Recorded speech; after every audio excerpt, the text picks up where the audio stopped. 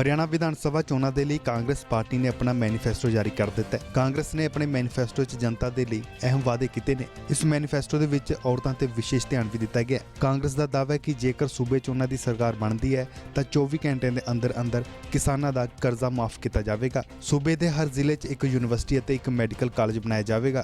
10ਵੀਂ ਦੇ ਵਿਦਿਆਰਥੀਆਂ ਦੇ ਲਈ 12,000 ਅਤੇ 12ਵੀਂ ਦੇ ਵਿਦਿਆਰਥੀਆਂ ਨੂੰ 15,000 ਰੁਪਏ ਵਜ਼ੀਫਾ ਦਿੱਤਾ ਜਾਵੇਗਾ। ਹਰ ਸਰਕਾਰੀ ਪਲੇਸ ਤੇ ਮੁਫਤ 'ਚ ਵਾਈਫਾਈ ਜ਼ੋਨ ਬਣਾਇਆ ਜਾਵੇਗਾ। ਅਧਿਆਪਕਾਂ ਦੀ ਭਰਤੀ ਦੇ ਲਈ ਵਿਸ਼ੇਸ਼ ਅਭਿਆਨ ਵੀ ਚਲਾਏ ਜਾਣਗੇ। ਇਸ ਦੇ ਨਾਲ ਹੀ ਕਾਂਗਰਸ ਨੇ ਦਾਅਵਾ ਕੀਤਾ ਕਿ ਹਰਿਆਣਾ ਰੋਡਵੇਜ਼ 'ਚ ਮਹਿਲਾਵਾਂ ਨੂੰ ਮੁਫਤ यात्रा ਦਿੱਤੀ ਜਾਵੇਗੀ।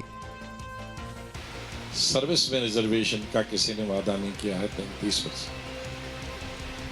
इसी तरह से पंचायत में, म्यूनसिपलिटीज़ में, कॉरपोरेशंस में 50% रिजर्वेशन महिलाओं के बारे में चर्चा की गई है।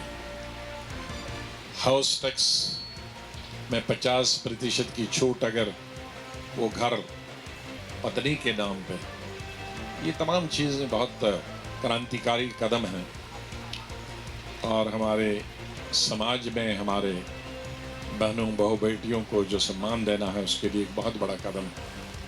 उनकी शिक्षा के लिए बहुत बड़ा कदम है, उनकी सुरक्षा के लिए इसमें बहुत सारी चीज़ें आपको मिलेंगी। SC ST और बैकवर्ड हमारे जो पिछड़े वर्ग, उनकी पढ़ाई के बारे में, उनकी आगे रिजर्वेशन के बारे में A क्लास और B फर्स्ट क्लास और सेकंड क्लास में जिस तरह से थर्ड और फोर्थ क्लास में हमारे मुलाजमों को रिजर्वेशन होती थी, उसके बारे में पढ़ाई के दौरान उनको वजीफ़ा मिले, स्कॉलरशिप मिले, इसमें वजीफ़े का SC और ST के जो बच्चे हैं उनके लिए प्रावधान, BPL के लिए बहुत प्रावधान,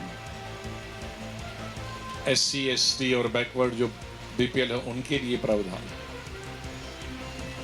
गरीब लोगों के घर बनाने के लिए प्रावधान है, उनके हाउसेस को, मकान को रिपेयर करने के लिए प्रावधान है, मुफ्त ज़मीन BPL को, दलित को, बैकवर्ड को, जो गरीब है उनको मुफ्त सरकारी ज़मीन जहाँ जहाँ भी अवेलेबल हो उसको देने का प्रावधान।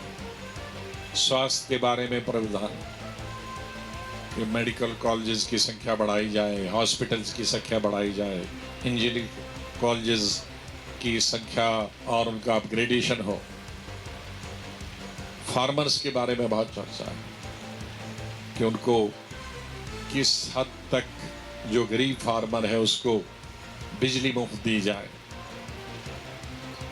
तो तमाम चीज़ें अगर हम देखेंगे समाज में, जिन चीज़ों से आज हम जूझ रहे हैं या गरीबों को जिन समस्याओं का सामना करना पड़ता है, या हमारी महिलाओं को जिन चीज़ों का सामना पड़ता है, या बेकारी और बेरोज़गारी, उनके लिए किस तरह से अगर बैकवर्ड एरियाज़ में इंडस्ट्रीज़ लगाते हैं लोग तो उस तरह से उनको कम दामों पे ज़मीन मिले, या उस पे जो सरकारी खर्चा आता है खरीद में उसमें आधे दाम दिए जाएं।